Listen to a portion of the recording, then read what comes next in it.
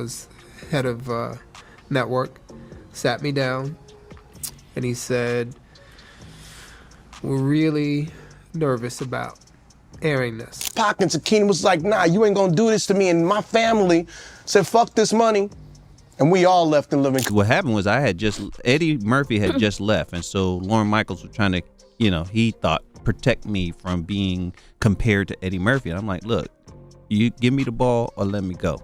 Fire me from the team. So he wouldn't give me the ball. So I just switched characters during the live taping. I wanted to get fired. What's really going on behind the success of the Wayans family?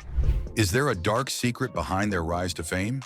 What struggles or hidden truths might they have faced along the way? It's in Keenan, he knows how to put it all together and see it from a macro point of view and work the shit out you. Let me tell you. From walking away from a hit show to putting his siblings in the spotlight, and that didn't go down well with the other cast members. Did people feel that you got roles or Sean got roles or anybody in the family got roles because of your big brother? Till this day. And I laugh. They still don't want to give you credit for the work that you put in. No, they just, haters gonna hate. To the issue with Fox and that Super Bowl debacle, there's also that one time when Damon Sr. intentionally got himself fired from SNL. Let's get into it. Let's start with Keenan. What happened to the wigs and costumes and I am yours and energy is mine? Keenan Ivory Wayans is basically the MVP of the Wayans family, the one who kicked open the doors to Hollywood and said, "Come on in." According to the junior Damon Wayans, family gatherings sort of center around Keenan. Thanksgiving rolls around, and Keenan's got his signature move locked in. He finds a cozy corner, settles in, and suddenly it's story time. Everyone naturally gravitates toward him, like he's the cool uncle you can't get enough of. He dives into all kinds of fun throwbacks, like Hollywood back in the day, when pagers were the thing and everyone had to scramble for a quarter if they wanted to make a call. It's basically a one-man show where nostalgia meets a little bit of sass, and no one's complaining. The average Thanksgiving day would be Keenan finds a room to sit in, and then he holds court. He's the mastermind behind some of the most legendary projects tied to the fam. A prime example? In Living Color served up laugh-out-loud moments and made stars out of Damon Wayans, Jim Carrey, and David Alan Grier. Plus, it wasn't just Keenan's show. His siblings, Kim, Sean, and Marlon, got their share of the spotlight, too. First of all, we must internalize the flatulation. Keenan cooked up in Living Color, the sketch comedy show with its bold humor and takes on race, politics, and culture. It flipped the script on what comedy could look like. The cast was mostly black, which was a big deal, and it's where big names like Jim Carrey, Jamie Foxx, and even Jennifer Lopez, yep, she was a fly girl, got their start. But while everyone was laughing on screen, there was plenty of drama bubbling behind the scenes. Keenan and Fox were basically at odds from the jump when it came to In Living Color. Keenan had big plans for the show. He wasn't about to play it safe. He wanted to break all the rules and use comedy to dive into tough topics. But Fox, they were all about that family-friendly image, and Keenan's no-holds-barred approach clashed hard with that. The tension was real between him and the network. And that's when everybody got nervous. Like, everybody. And Peter Chernin, who was head of network, sat me down, and he said, "We're really nervous about airing this." He goes, The real drama came from Fox wanting the show to be more mainstream and less risky, especially since it was airing during prime time.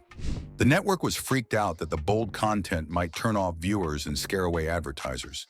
They kept pushing to tone things down, asking for changes or censoring sketches that felt too edgy.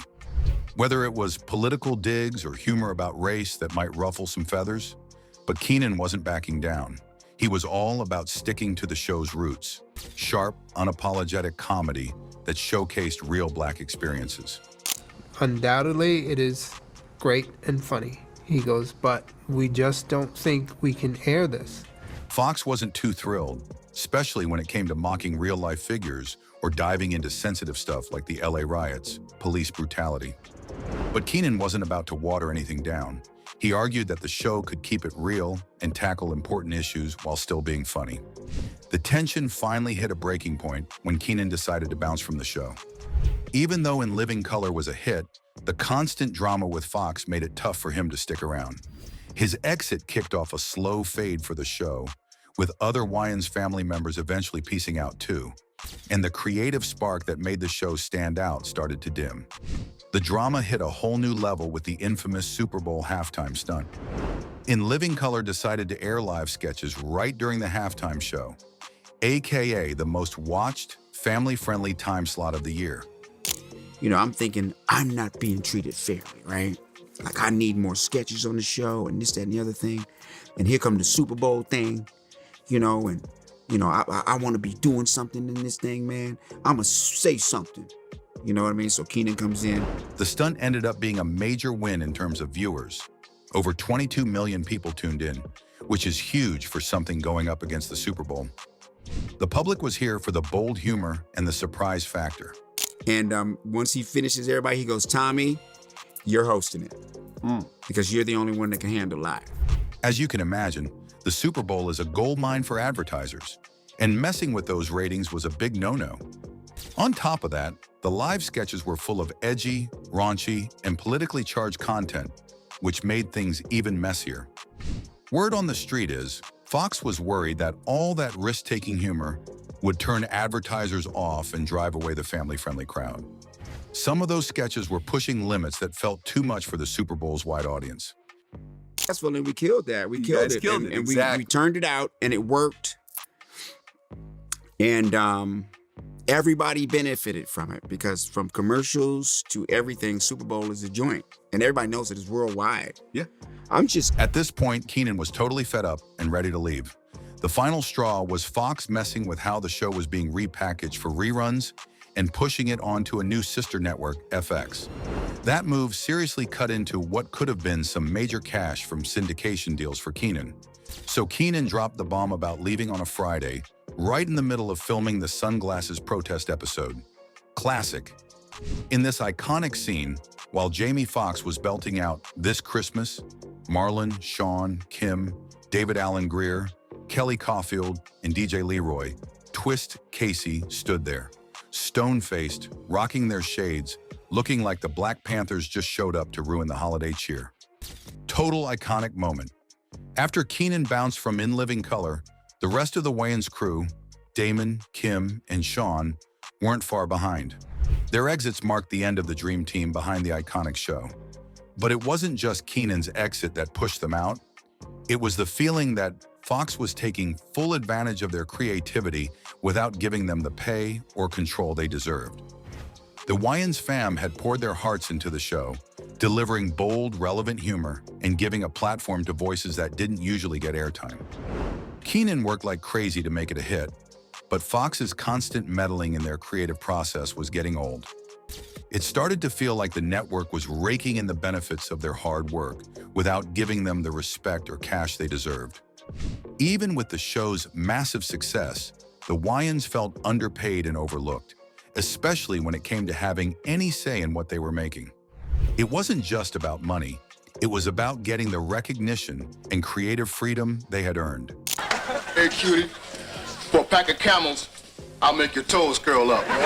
The show lost its creative spark. Without them steering the ship, the show just wasn't the same.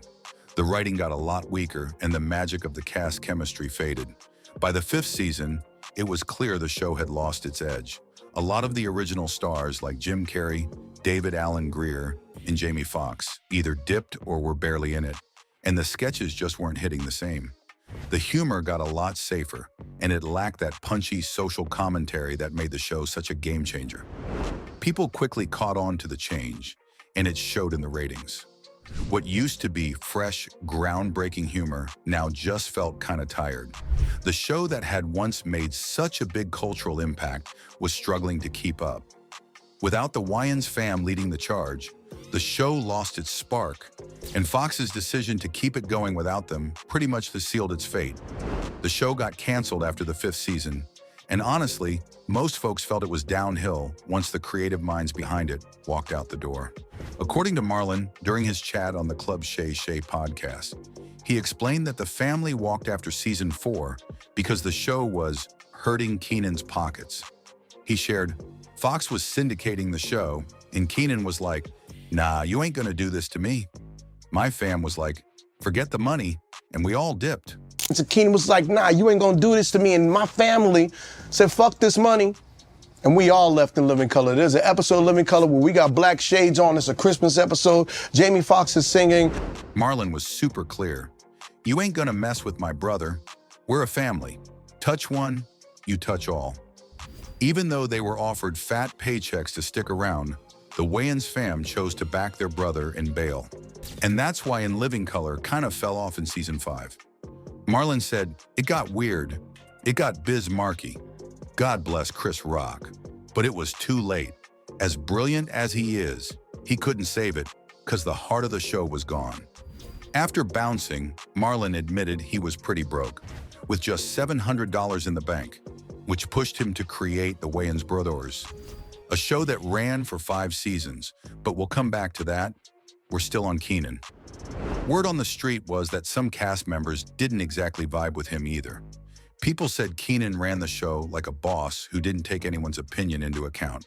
Plus, there were whispers he played favorites with his siblings, which rubbed a lot of folks the wrong way. Word on the street is Keenan wasn't exactly besties with everyone on set. He was clearly the brains and the one pushing the show forward, but not all the cast members felt like they were treated the same. Some even felt left out of the creative mix. Keenan ran things with a firm hand, which definitely kept the show's edgy, rebellious tone alive. But it also made him a bit of a controversial figure behind the scenes. What do we got done, huh? Nothing. Nothing. There were whispers that Keenan wasn't always the best at taking suggestions from the cast. The whole atmosphere on the show was high stakes, fast-paced, and super last minute when it came to writing sketches. Cast members had to be on their toes at all times. Some felt Keenan's way of running things was more bossy than team-oriented, and that didn't sit right with those who thought their ideas deserved a bit more love. On top of running the show with an iron grip, there were rumors that Keenan played favorites with his siblings, especially Damon, Kim, and Sean. Some cast members felt like the Wayans family had way more pull than anyone else. Damon, for example, became a huge star on the show, with iconic characters like Homie D. Clown. But not everyone was thrilled with how much screen time he got. While some performers were fighting for their moment, it seemed like Keenan was making sure his siblings always had the spotlight, which left others feeling like they didn't have the same chance to shine. Did people feel that you got roles or Sean got roles or anybody in the family got roles because of your big brother? Till this day. And I laugh. They still don't want to give you credit for what the work that you put in. No, they just, haters gonna hate. He definitely had a tight grip on keeping the show's style unique, but his bossy way of doing things rubbed some cast members the wrong way. It wasn't just about the work, it was the whole power struggle. The Wayans family, especially the siblings, got way more creative freedom and influence over their characters, which made the others feel like they were just filling space. The whole dynamic on set had a real family-first feel, and it created some serious tension. According to Marlon, though, that wasn't the case. My brothers wasn't easy on us. My brother, we got to In Living Color, they was like, we ain't writing for Keenan's little talented brothers. And this Keenan Damon saying that shit. In a show like In Living Color, where everyone brought their own energy to the table, it was only a matter of time before favoritism started causing drama. A lot of the cast members, especially the ones not in the Wayans family, felt like they didn't get the same chance to shine or pitch in with their ideas. Some even opened up in interviews later, saying how Keenan's leadership didn't exactly create the most open or inclusive atmosphere. Before In Living Color, Keenan took a big swing with I'm Gonna Get You Sucker, a hilarious take on blaxploitation flicks that roped in a bunch of his siblings. That movie didn't just kill it, it set the stage for more Wayans family collabs. Keenan found his groove teaming up with Sean and Marlon, directing iconic comedies like White Chicks, Little Man, and the first 2 Scary Movie flicks. The family team-up didn't stop there. He helped write Dance Flick with Sean, Marlon, and his nephew Damien, which starred another nephew, Damon Wayans Jr. Oh, and he even made a guest appearance on Damon Wayans Sr.'s hit sitcom, My Wife and Kids. But it wasn't always a family affair. Keenan switched things up when he starred with Steven Seagal in the action-packed The Glimmer Man. A total pivot, but hey, it just proves the guy can do it all. Okay, let's do Damon Sr. I got these from the Jordan store in the Rebel Republic of Cobalt Bottom. Stop it. Next, Damon Wayans Sr. was that guy in the 90s. He blew up with his role on In Living Color and his killer stand-up comedy skills. Plus, he was the first in the family to branch out with his own projects. Damon starred in and even wrote for flicks like Major Payne, as the tough-as-nails Major Payne, Blankman, playing the quirky superhero, and Mo Money as Johnny Stewart. He had a brief stint on SNL. His time on Saturday Night Live was, to put it mildly, a mess.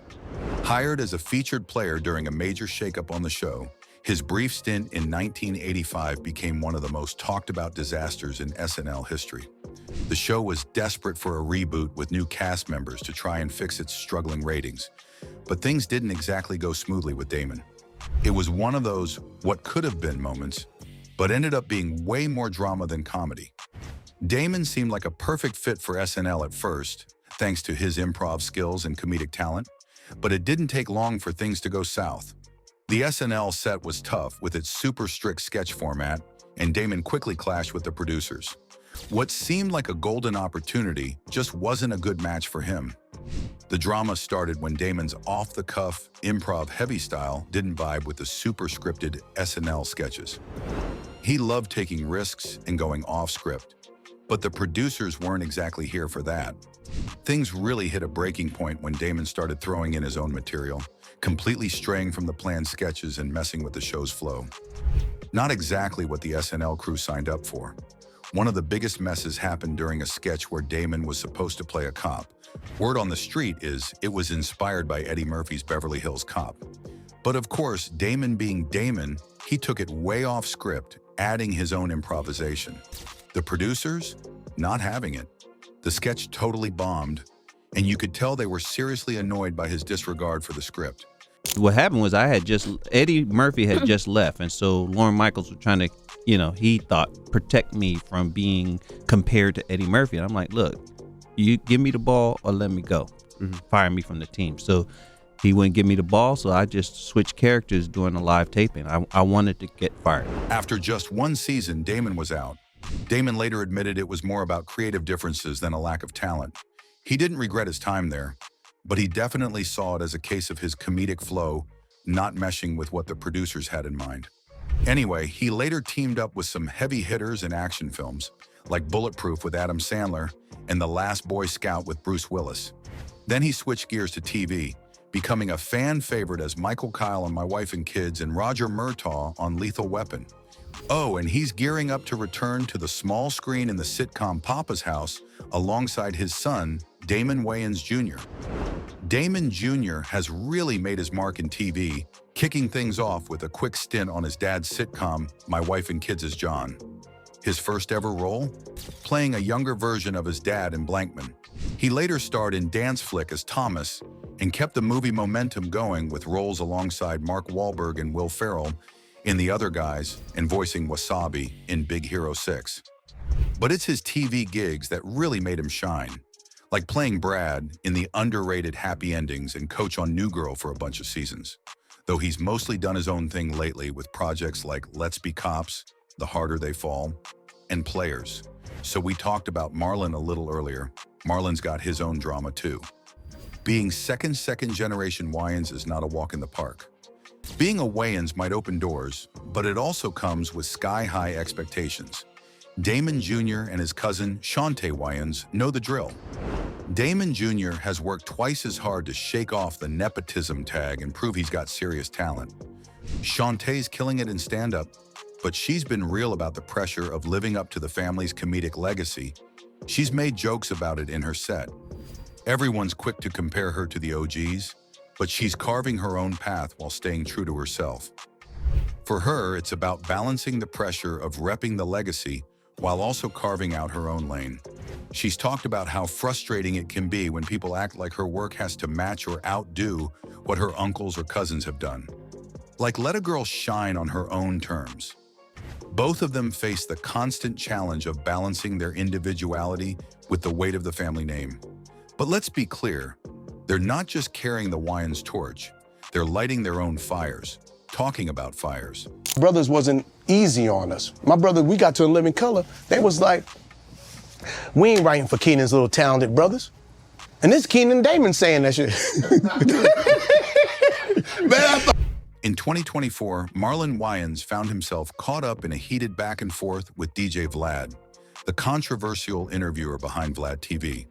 It all kicked off when Vlad made some comments about the Wayans family that Marlon didn't exactly appreciate. Known for his in-your-face interview style, Vlad has a habit of pushing guests to talk about personal stuff they might not want to. Vlad says, I don't think Marlon Wayans is worth $40,000. Vlad felt like he could determine what Marlon Wayans' value was based on a certain amount of viewership, a certain amount of numbers, a certain amount of ROI. And I think if you have the last name Wayans, don't talk to me about no fucking value. Marlon took to Instagram to let off some steam, calling out Vlad for being disrespectful and crossing some serious lines. He wasn't shy about calling out Vlad for trying to create drama at the expense of people's reputations, and his post quickly went viral, with fans and celebs jumping in on the drama. Marlon's fans were all in his corner, agreeing that Vlad's style had gone too far. Some even pointed out past interviews where Vlad's questions caused drama with other stars. Meanwhile, DJ Vlad responded, defending his tough questions approach and saying he was just doing his job. He claimed that guests know what they're signing up for when they come on the show and suggested that Marlon was just overreacting. The back and forth went on for a while, with no sign of things cooling down anytime soon. For Marlon, it was about more than just this one beef. It was about standing up for his family and making sure their legacy wasn't disrespected. By the time it was all said and done, both sides had had their say, but Marlon made it clear this feud wasn't going anywhere anytime soon. The whole saga showed how social media can turn up the heat on celeb feuds, with everyone's every word getting analyzed by the public. Marlon has also gotten real about his struggle with depression after losing nearly 60 close friends and family members in just 3 years. In an interview with the New York Times, Marlon opened up about how the grief hit him hard, especially after losing both of his parents. His dad, Howell, passed away at 86, and his mom, Elvira, passed at 81. Both of these losses left him struggling.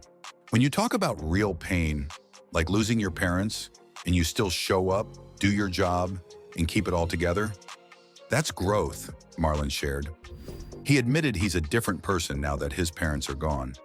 I miss them so much, but I'm living my life differently without them, he said. I pray more because when I pray, it feels like I'm talking to them, and they're still listening. The death of his mom was especially hard. Marlon says it shattered him, and it changed the way he viewed relationships. I never wanted to get married because I didn't want my mom to feel second to anyone, he explained. She was his world, and he never wanted her to feel jealous of a woman in his life. Luckily, Marlon found a way to deal with all the pain.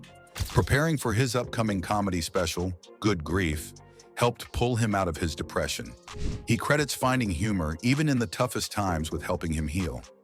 Learning to laugh in my darkest moments saved me, he said.